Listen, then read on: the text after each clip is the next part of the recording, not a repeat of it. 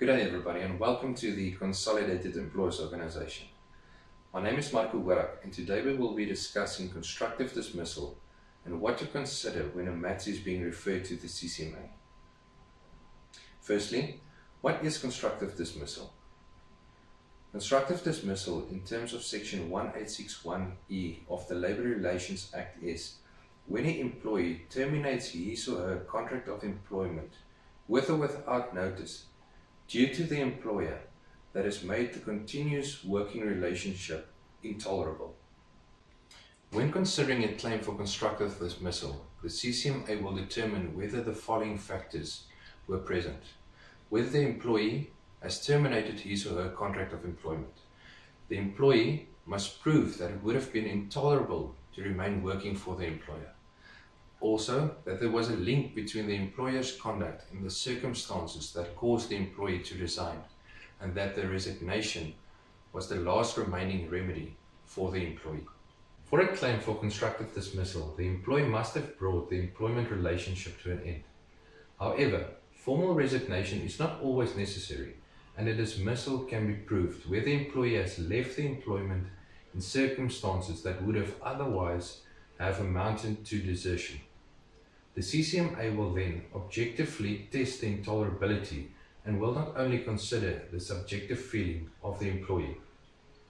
General examples of conduct that have been accepted by the courts and arbitrators found in claims for constructive dismissal include 1. Sexual harassment and any other form of harassment. 2. Offers of inferior employment and the employer's refusal to accept that positions. 3. Unjustified disciplinary actions. 4. Demotions with a threat of dismissal if the employee did not accept that demotion. And 5.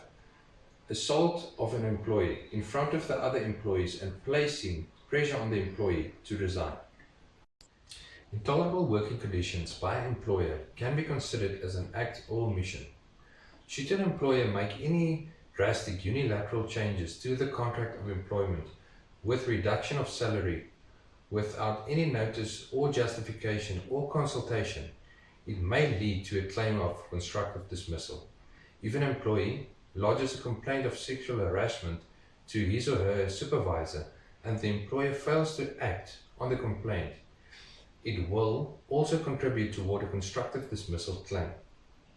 Lodging internal grievances might strengthen the employee's case. The employee should, however, prove that the internal grievance procedure has been exhausted before the resignation. The onus of proof in a constructive dismissal claim rests on the employee. Only once the employee proved constructive dismissal, the onus shifts to the employer to prove that the dismissal was fair.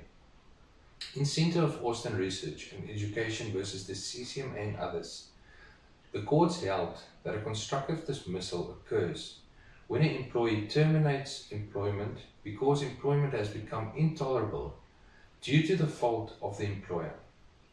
While it is so that employees who claim that the employment has become intolerable should file a grievance before resigning, that is not an inflexible rule.